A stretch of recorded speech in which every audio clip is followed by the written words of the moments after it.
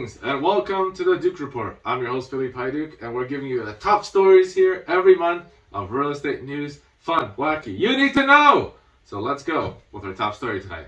Our top story is the election. Holy moly, another Liberal win right in the heat of the pandemic.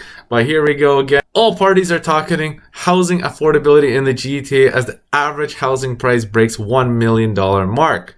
And with that, what was the Liberals' platform? You know, the Liberals will do everything they say, so let's check it out. First and foremost, the first thing they talked about was the Liberal Housing Program, or the first-time home savings account, where money would go in a tax-free savings account and can be withheld without any taxes. So it would be kind of like a TFSA, tax-free savings account. You can invest it into different mutual funds, platforms, stocks, and so.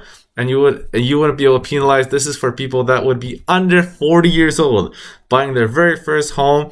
The Liberal government has dedicated $3.6 billion over the next 4 years. Let's hope that doesn't go somewhere else before then. They also agreed to build, reserve, and revitalize nearly 1.4 million homes by 2025, 2026. So not just build all those homes, but also maybe fix some old homes. And we actually do not build enough homes. The average amount of homes that we build every year is about 250,000. And for the next 3 years, we have 500,000 immigrants that we're planning to come over from the Liberal government. So we need to build a lot more homes. They're also planning to double the home buyer's tax credit. Right now, if you're buying your first home, you have to pay land transfer tax. You get a credit of $4,000. You might be able to get a credit of $8,000. All right, that's something. And they're planning to invest $4 billion into the new housing accelerator funds for municipalities. Not sure what that means yet. We'll find out. They're pledging $1 billion in loans and grants to develop new rent-to-own program for landlords and tenants. This is a program that basically means that if you want to buy a house, you don't have the money right now, you can agree to buy it and then pay an additional sum on top of that for monthly that goes towards eventually buying the house as a down payment.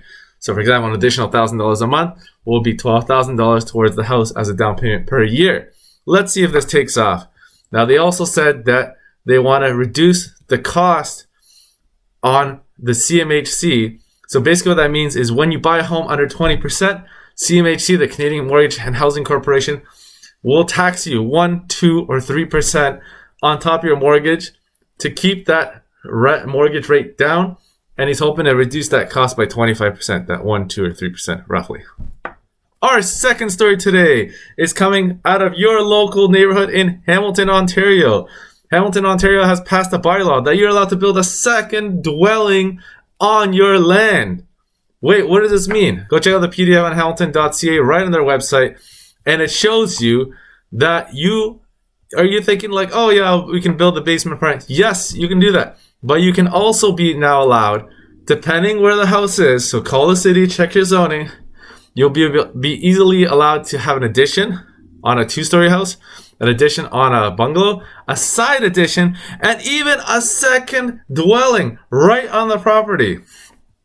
My goodness, this allows for so many more possibilities now. And the more land you have, the bigger the house you probably or will be able to build. However, it is limited to the same size or smaller than the principal dwelling. Okay? That part has to be, the secondary dwelling cannot be bigger than that. In fact, another article I read said it has to be smaller. Think about the possibilities. And here, if you scroll down in this, it actually even gives you some samples. Talks a little bit about detached, semis, and townhouses, most likely, and units. But that means that it will be possible for a lot of possibilities. Okay? Here's an example of another dwelling with some own parking spot right at the side. If you look down here, here's another proposed unit being built on the lot that will just use the parking from the driveway. So there's going to be so many possibilities with this. And maybe Hamilton land will go through the roof. It also includes Stony Creek and Binbrook. Our last story today, holy moly, is rental scam cheats would-be out of tenants for $4,300 and leaves the owners with a shocking surprise. Here's the story. This young couple, hopefully they're young, more or less. They look like this, kind of young. They bought a brand new townhouse. They asked the realtor, lease it out for us. Be and behold, all of a sudden, this gentleman was living there. No one knew he was living there. He found the house on a different website. Someone was pretending to be the landlord. He did a whole lease agreement via text message. Don't do that, guys. Don't do a lease agreement over text. He rented the place. Landlord, the agent didn't know about it, and he got scammed out of $4,300. Let's hope they allowed him to stay there. Somehow, someone got the lockbox information from a program called Showing Time, which I've used many times. It should be pretty good, but somehow this person scammed the system, found the key, figured it all out, and then made a quick $4,300 off this gentleman. So be careful, guys. Let's hope it doesn't happen to you. Our top story today, just in case you didn't know, the Liberals won the Canadian... Stupid phone.